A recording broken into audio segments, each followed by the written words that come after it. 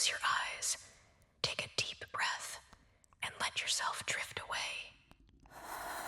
It was a quiet afternoon, the kind where the world feels softer, like it's wrapped in a warm blanket. The little bookshop on the corner was empty, save for the sweet elderly woman at the counter, humming as she sorted through a stack of books. I wasn't looking for anything in particular, just wandering between the shelves, running my fingers over the spines of old novels, letting the scent of paper and time fill the air. That's when I saw it. A small wooden box, tucked away on the highest shelf, hidden behind a stack of forgotten poetry. It was unmarked, no label, no indication of what secrets it might hold. The edges were smooth, worn by time, and delicate carvings ran along the lid, swirls of vines and flowers like something out of a dream. Inside, wrapped carefully in faded silk, were letters. Dozens of them, each tied with a delicate ribbon, their parchment yellowed with age.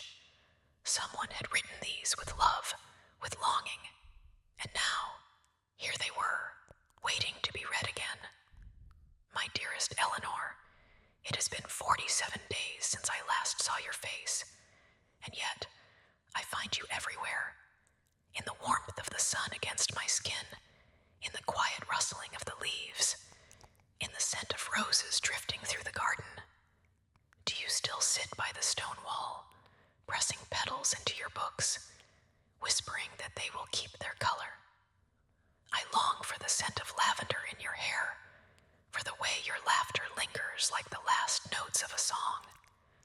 The world feels colder without you, and I find myself counting the days until I can hold you again. Yours always, Samuel.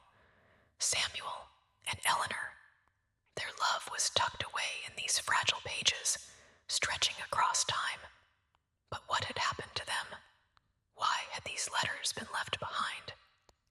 Dearest Eleanor, I saw you today, only for a moment, through the garden gate. You wore blue, the color I always tell you suits you best, though you laugh and insist I am blind to fashion. I almost called out to you, but your father was near, and I knew the risk. Do you think, if the world were different, we could be free? If my hands did not belong to the soil, and yours did not belong to silk and expectation, would you run with me, Eleanor, if I asked you to? Would you trade your gilded cage for a life where love was enough? I held the letter carefully, as if the weight of his longing might crumble in my hands. Their love, so delicate, so uncertain, was hidden between inked lines, written in secret, and passed through the hands of trusted friends. But had Eleanor ever answered? My Samuel, you ask if I would run with you, if I would leave behind this house, these halls that echo with expectation, this life that was chosen for me before I could even speak. Yes, 1,000 times yes. But my heart is not mine to give freely. You know this. My father has plans, and I am but another piece on his chessboard. The thought of leaving fills me with both longing and fear. Tell me, my love, what kind of life could we build if we were to defy them all? She wanted to go. She wanted to choose love, but could she?